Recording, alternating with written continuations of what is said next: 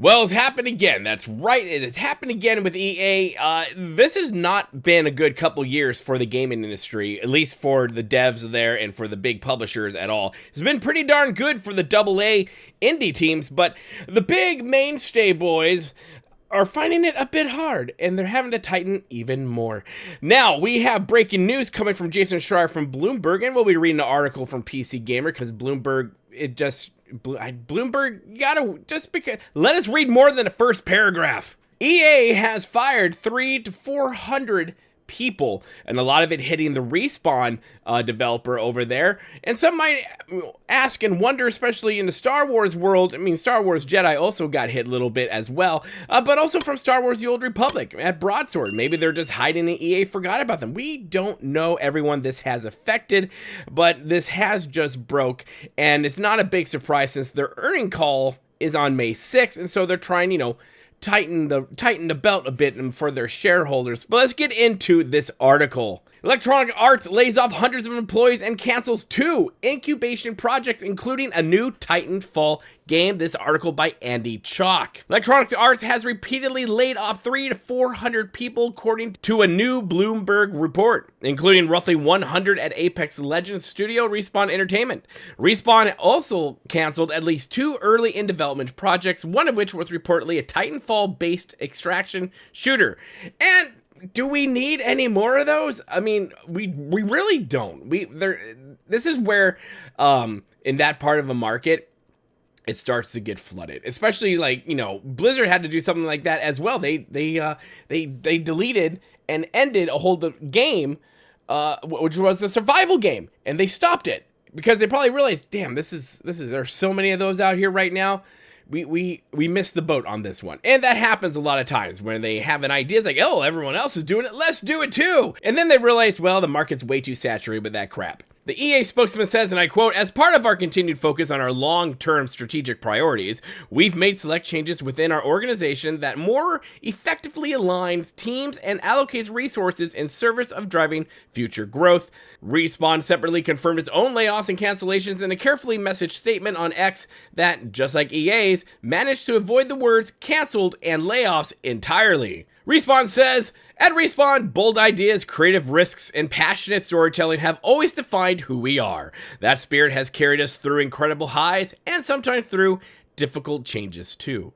As we sharpen our focus for the future, we've made the decision to step away from 2 early-stage incubation projects and make some targeted team adjustments across Apex Legends and Star Wars Jedi. These decisions aren't easy, and we are deeply grateful to every teammate affected. Their creativity and contributions have helped build Respawn into what it is today. We're offering a meaningful support to those impacted, including exploring new opportunities within EA." I mean, yes, that's just lawyer speak and very carefully worded speak for, yeah, we're firing people. Some people will be shuffled over, the ones we really want to keep. But unfortunately, some people who might just be contracted, might just be, they're not like actual EA employees, but they're just contract individuals to do it, which happens a lot in the gaming industry. They're probably going, bye, gotta go, sorry, we don't have any work for you. And hey, at least they're canceling these games while they're in the incubation phase. So it's really early on stages for these games. So it's not like, they've already sunk in hundreds of billions of dollars into a game and then went, nope, canceled, done, not gonna do it. There's that.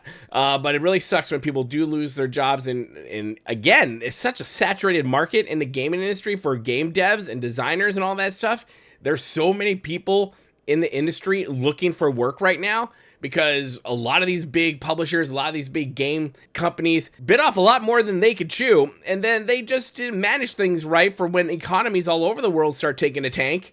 And then this is the position we're in, because we as the clients, if we can't afford to pay your game, then you can't afford to pay your employees. They continue, "Looking ahead, our commitment to player-first experiences remains unchanged. Innovation has always been at the core of Respawn's identity, and it continues to drive how we build the future, from evolving live experiences to crafting new worlds and stories. For Apex Legends, that means not just delivering competitive, innovative seasons, but expanding what Apex can be. While the team will continue to refine gameplay and bring new ideas to upcoming seasons, we're also investing in what's next next for the franchise, exploring bold experiences that pushed the boundaries of competitive play while staying true to the spirit of competition, creativity, and integrity that our community expects.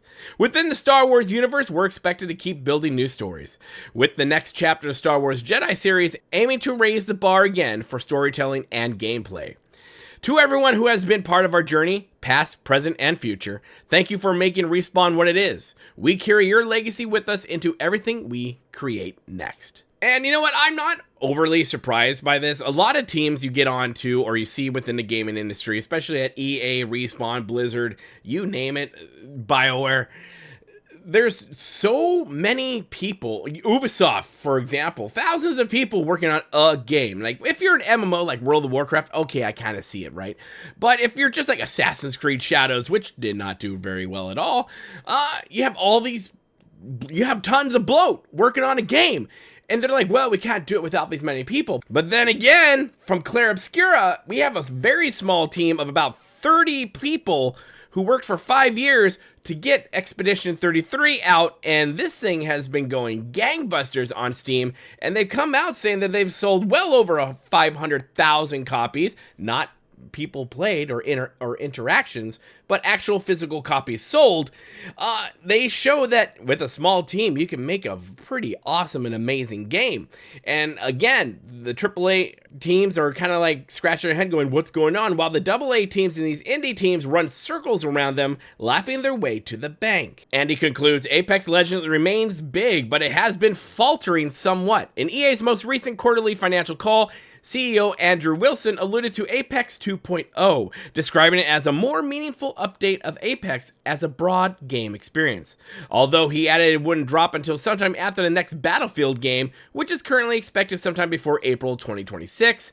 In light of these cuts, however, I do wonder if we might be hearing more about it sooner than expected. Perhaps very soon. EA's next quarterly financial report is set for May 6, 2025. So there you have it, my friends. It sucks to see people lose their jobs. It does. We have all been there in some way, shape, or form. We've all known people. I've known people for as long as I've been doing this. I've known devs who were there and then are not there.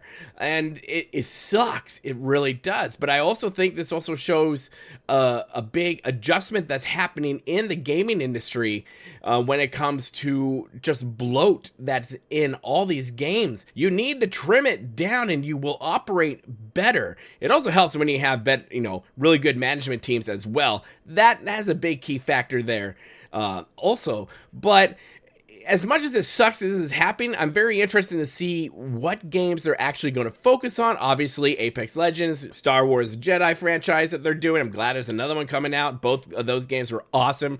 Respawn's a great development company.